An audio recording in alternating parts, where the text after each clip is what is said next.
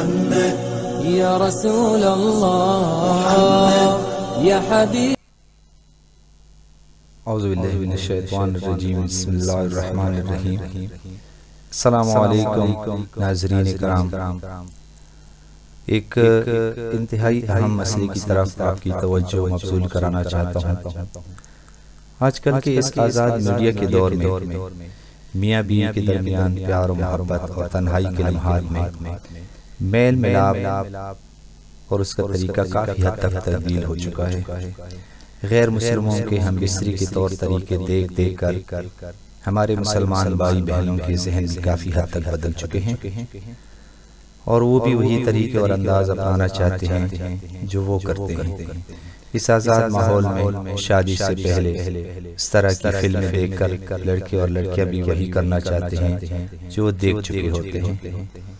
لیکن یہ بھی بڑی خوشی کی بات ہے کہ ان میں سے اکثر کے ذہن میں یہ بات ہوتی ہے کہ کیا یہ کام شریعت کے مطابق ہے یا نہیں، کیا اسلام میں اس بات کی اجازت ہے یا نہیں، اور وہ اس بارے میں پوچھتے ہیں۔ میرے پیارے بھائی بہنوں، اسلامی مسائل پوچھنے میں کوئی شرم محسوس نہیں کرنی چاہیے۔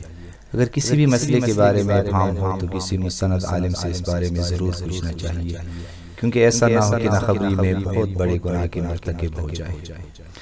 ایک بہن کا سوال تھا کہ کیا شوہر کی شرمگاہ کو منہ میں لیے بغیر اوپر سے چوم چاٹ سکتی ہوں یا اوپر والا حصہ منہ میں لے سکتی ہوں؟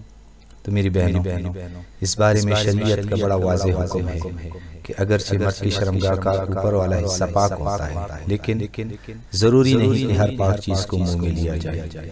اس بارے میں فتاوی رحیمیہ کا حوالہ جلد نمبر 10 صفحہ نمبر 178 کے اندر اور جامع بنوریہ کا باقاعدہ فتویٰ موجود ہے۔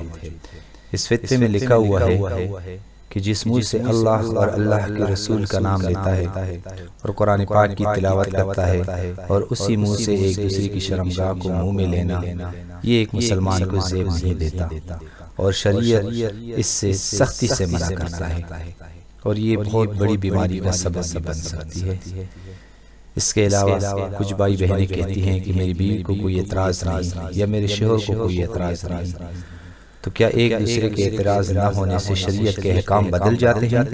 نہیں، شریعت کا حکم بس حکم ہوتا ہے، اور اس میں اللہ پاک نے انسان کے لیے بہت بڑی حکمت اور اچھائی رکھی ہوتی ہے۔